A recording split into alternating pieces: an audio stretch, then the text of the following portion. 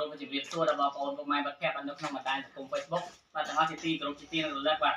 ថ្ងៃនេះខ្ញុំបានកសលបាទជាតំណាងបាទចំនួនវិទ្យាទានហើយក៏បានពំនាំជាថវិការបស់បងប្រុសនាងតារ៉េតនៅខាងភ្នំពេញបាទតែបងបានផ្ញើថវិកាតាមរយៈខ្ញុំបាទចំនួន$180ដើម្បីយកមកធ្វើនេះយ៉ាងផ្ទះបាទនេះរៀបកវ៉ាត់ជើងក្រោមកាមេរ៉ាមើលហើយនឹងជួយចាក់សាបផ្ទះនេះបងស្រីដែលគាត់មានជំងឺមហារីកកូនគាត់ច្រើនណាស់5នាក់ថាការនេះបានដូរជាលុយខ្មែរបាទនេះយកមកបកគលជូនគាត់សម្រាប់ឲ្យទុកចាក់សានិងរៀបកវ៉ាត់ជើងក្រោមនេះហើយថ្ងៃមុនគឺបងប្រុសបានជួយចាងសង្ស័យជុំវិញមកជុំរួចហើយមួយសាយបាទនេះកាមេរ៉ាមើលទៅដាក់នេះគាត់បានវាយហើយមកជុំនេះបាទបានមកនេះវិញហ្នឹងហើយមកវិញបាទគាត់បានវាយចាងរួចរាល់ហើយឥឡូវជួយចាក់សាបនិងជួយរៀបថ្មកវ៉ាត់ជើងក្រោមនេះគាត់ឲ្យថាការមកទាំងអស់នេះសម្រាប់ធ្វើមកហើយបាទនេះថាការបាទខ្ញុំទទួលចាស់ហ្នឹងហើយបាទយើងដូរលុយខ្មែរ$180ដូរជាលុយខ្មែរ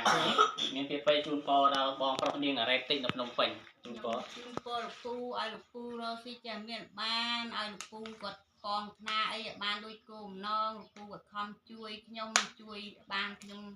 រស់នៅតែឡើយគាត់ជួយខ្ញុំចាក់សាបខ្ញុំអរគុណលោកពូឯងហើយលោកពូបាទអរគុណច្រើនខ្ញុំបាទក៏សូមអរគុណដល់បងប្រុសនាងរ៉េតដែលបានជួយនេះ